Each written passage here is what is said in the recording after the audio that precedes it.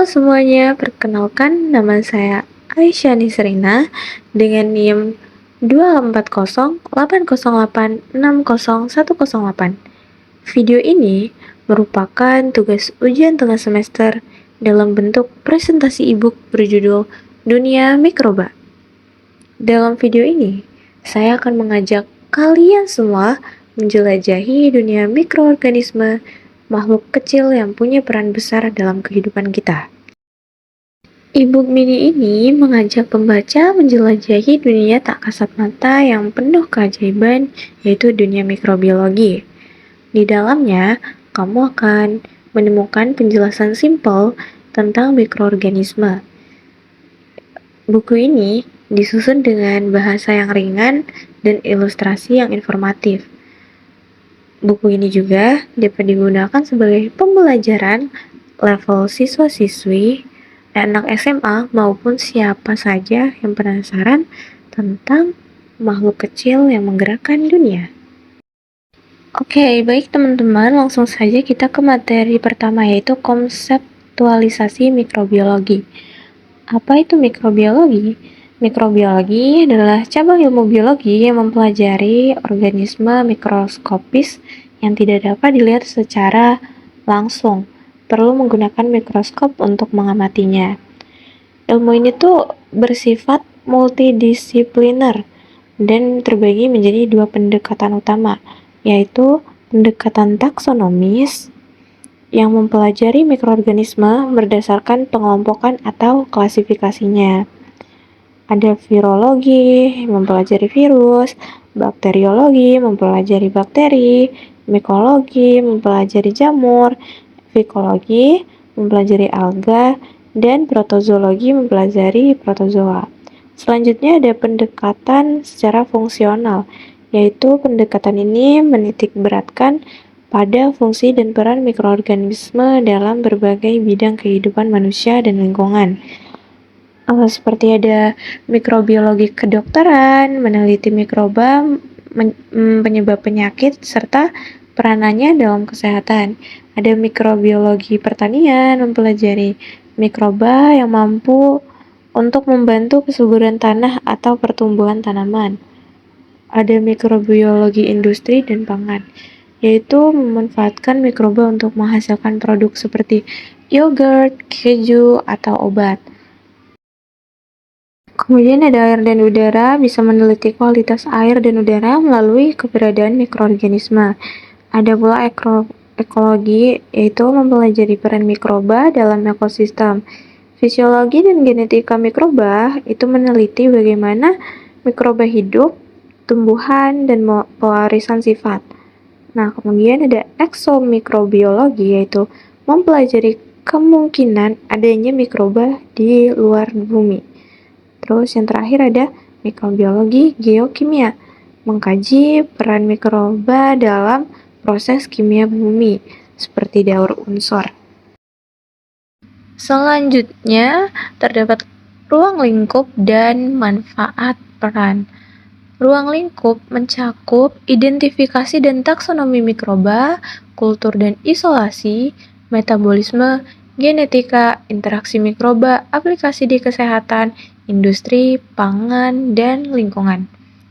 Manfaat dan peran yaitu sebagai kesehatan, diagnosis penyakit infeksi, kontrol resistensi antibiotik. Untuk lingkungan, daur ulang nutrien, bioremediasi limbah. Industri, produksi enzim, vaksin, biofuel. Dan pangan, fermentasi, keamanan, dan kualitas pangan. Aspek dasar mikrobiologi, morfologi, bentuk dan struktur mikroba. Ada kokus yang kayak bulat-bulat, batang atau basil itu yang kayak lonjong, terus spiral, flagel, dan kapsul. Fisiologinya meliputi metabolisme nutrisi, pertumbuhan, toleransi lingkungan. Genetikanya genom, mutasi, transfer gen, dasar rekayasa genetika, dan yang terakhir ekologi, interaksi mikroba dengan lingkungan, siklus biogeokimia, peran dalam ekosistem. Selanjutnya, ilmu turunan mikrobiologi dan contoh penerapan. Ada mikrobiologi medis, fokus penyakit infeksi diagnosa, contohnya surveillance, resistensi antibiotik. Ada mikrobiologi industri, pemanfaatan mikroba dalam produksi enzim, vaksin, biofuel. Contohnya fermentasi skala besar. Mikrobiologi pangan, kontrol patogen, dan mikrofermentasi. Contohnya uji coliform pada pangan. Dan terakhir ada mikrobiologi lingkungan, bioremediasi, pengolahan limbah, monitoring kualitas air. Contohnya pemanfaatan mikroba untuk pengolahan limbah. Masuk ke dalam dunia mikroba. Yang pertama ada perbandingan mikroba prokaryotik dan eukaryotik, di mana karakteristiknya struktur sel prokaryotik sederhana, ukurannya dari 0,2 sampai 2 nanometer. Nah, kemudian sel eukaryotik itu kompleks dan ukurannya bisa 10 sampai 100 nanometer. Materi genetiknya tuh sel prokaryotik, molekul DNA-nya sirkuler, tidak ada nukleus. Eukaryotik tersusun dalam kromosom dan nukleus. Organelnya hanya memiliki organel, tidak bermembran seperti ribosom. Untuk sel eukaryotik, organel sel bermembran ganda, tunggal, dan tidak bermembran. Kemudian untuk cara reproduksi, umumnya seksual pada prokaryotik, yaitu pembelahan biner. Kemudian eukaryotik itu dia bisa aseksual dengan cara mitosis dan seksual meiosis atau fertilisasi. Contoh organismenya pada prokaryotik ada bakteri, yaitu misalnya Escherichia coli, Archaea, terus Cyanobacteria. Kemudian pada eukaryotik ada protozoa, jamur, algae, sel tumbuhan, dan sel hewan.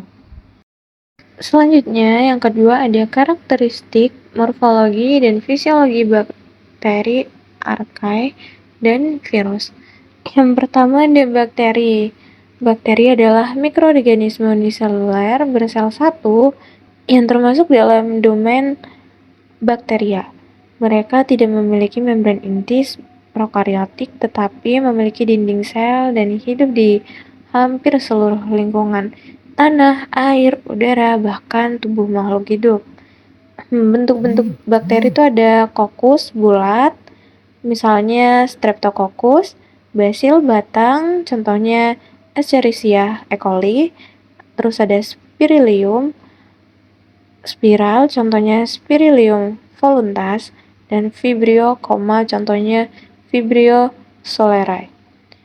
Untuk strukturnya, bakteri memiliki dinding sel yang membentuk untuk melindungi membran plasma, mengatur keluar masuk zat, sitoplasma, tempat reaksi kimia, DNA, materi genetik, ribosom, tempat sintesis protein, flagella sebagai alat gerak, dan pili. Tidak semuanya ada, tapi beberapa ada untuk menempel atau transfer gen. Contoh bakteri ada coli di usus manusia, Lactobacillus fermentasi yogurt, Staphylococcus aureus penyebab infeksi kulit. Yang kedua ada virus. Virus adalah agen infeksius yang bukan sel hidup karena tidak dapat memproduksi sendiri dan hanya bisa berkembang biak di dalam sel inang. Struktur virus itu ada asam nukleat, DNA atau RNA, menyimpan informasi genetik, kapsid, selubung protein yang melindungi materi genetik, selubung lipid, kadang ada, nggak semuanya, berasal dari membran inang yang mengandung protein virus, tidak memiliki organel sel seperti ribosom atau sitoplasma. Contoh virus ada influenza virus, yaitu virus penyebab flu, ada HIV penyebab AIDS, SARS-CoV-2 penyebab COVID-19, dan bakteriofag menginfeksi bakteri. Selanjutnya yang ketiga ada archaea. Pengertiannya yaitu archaea itu mikroorganisme prokaryotik yang mirip bakteri. tapi memiliki perbedaan besar dalam struktur kimia dan genetikanya. Mereka sering hidup di lingkungan ekstrim seperti sumber air panas, air asin, atau daerah tanpa oksigen. Struktur archaea tidak punya inti sel, yaitu prokariotik. Dinding sel tidak mengandung peptidoglikan.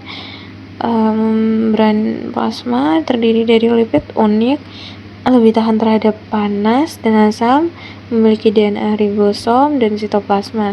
Contoh archaea itu ada Methanobacterium, menghasilkan metana di rawa, Halobacterium, hidup di air asin, dan Thermoproteus, hidup di sumber air panas.